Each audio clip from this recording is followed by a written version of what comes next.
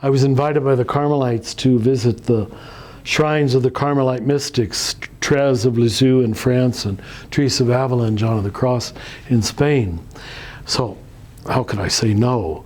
And I had a great experience in the room where Therese died. I might even talk about it here to the crowd tomorrow.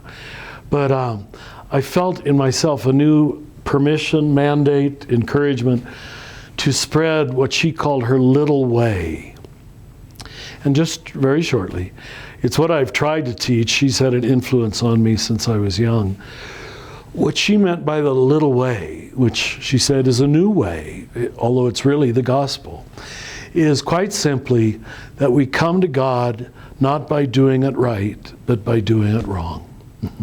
Surprise of surprises. It's what we were saying before. Our failures teach us. Our successes don't teach us very much at all.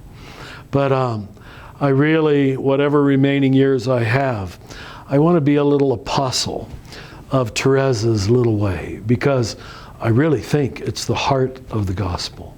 It's not a new way, it's a forgotten way that we stopped hearing.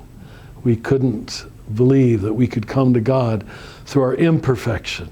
We thought we would come to God through our perfection. Speaking of this current modern context we're living in, all that's trendy, all that's flashy, all that's distracting us. I live inside that world every day, Sure. Facebook, blogs. Sure. And I think I'm faced with the challenge of how do we bring this language into that context. People are running a mile a minute. Yeah. Do you have any thoughts on that? When Jesus said to go preach the gospel to all nations, my way of reading that is that we're supposed to enter into other people's worlds, not tell them to come into our world. And I was never told that that might be the meaning of it. So if we're smart, spiritually smart, then I think we would do well to use, like even Pope Francis is sending out tweets, I'm Yes. told. I haven't read any of them, but isn't that wonderful? And I can't say I keep a Facebook blog or anything. The center does some stuff for me, but I just have to keep a certain limit on that because it just takes over. And yet, I don't want to dismiss it or diminish it.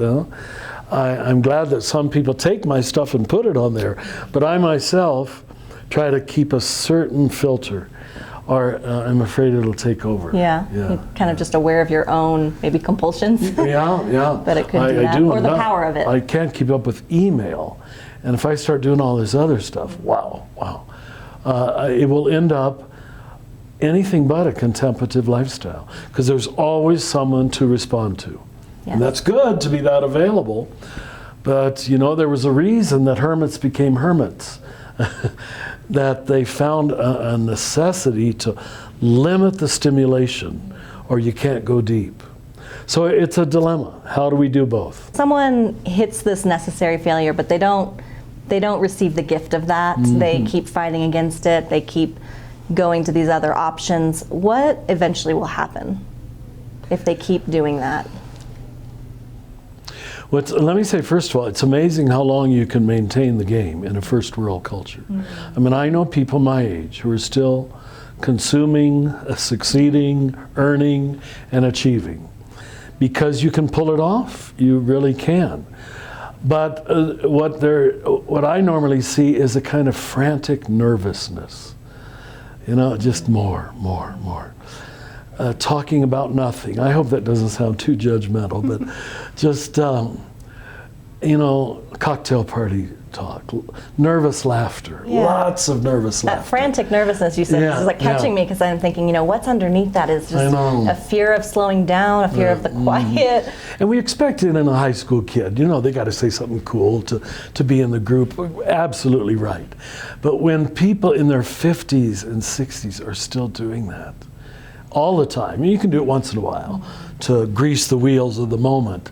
But when you see that's your entire form of communication, you know that, superficiality is the big sin. It really is. As I say in Immortal Diamond, if you go to the depths of anything, even your sin, you'll meet God. But when you stay on the surface of anything, I'm not sure that that's not the deepest meaning of sin. You know? Wow. Because you never get it. So that's why only failure, falling, forces you to go to your own depths. What else would? You know? Success doesn't teach you anything after 30.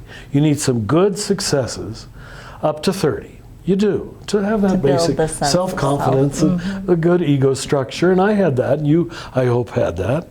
But then you'll find out that by the second half of life, that doesn't teach you anything. It just feels good. I'm curious, do you think that people can move through that transition into the second half of life without falling? Can they just be maybe intrigued towards it? In fact, even the falling is dangerous. If you have no preparation, no spiritual mentoring, no guide, that's why the beauty of this gathering of spiritual directors. All people, the American mind is, how can I get out of this falling as quickly as possible? How can I cover it up, deny it, pretend it didn't happen? There's no other game in town but that, you know? So we've got our work cut out for us to even introduce the idea that falling is good.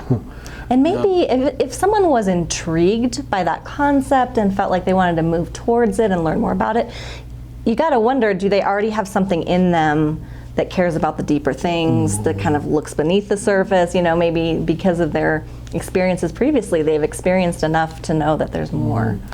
Usually there have to have been some minor failures that they realized they learned from. Or what more often happens is the vicarious identification with a friend of yours who's suffering. A child who's dying, or do you understand?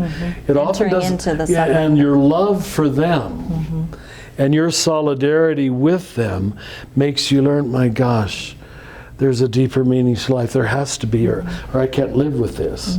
I think suffering children do that for an awful lot of people. So it's often vicarious, vulnerable acts of solidarity with other people's pain. If it's not your own. Now, if you block yourself from all pain, other people's too, you never go to the inner city, you never meet a homeless person, you never talk to a handicapped person, you know, you never work in hospice. You can even avoid that until it hits your own family, until your wife dies or whatever it might be. I just feel such a sense of encouragement and excitement about the times in which we live. It's easy to get discouraged and maybe pessimistic, cynical by how fast the world is moving and how distracted the culture is. But I just think as spiritual directors, we have such a gift to bring into that land and to invite people toward the water that their soul really needs. So I think we have a great opportunity. I feel privileged to be a part of this time in which we're living. I look forward to seeing how our gifts might minister to the world. Beautiful.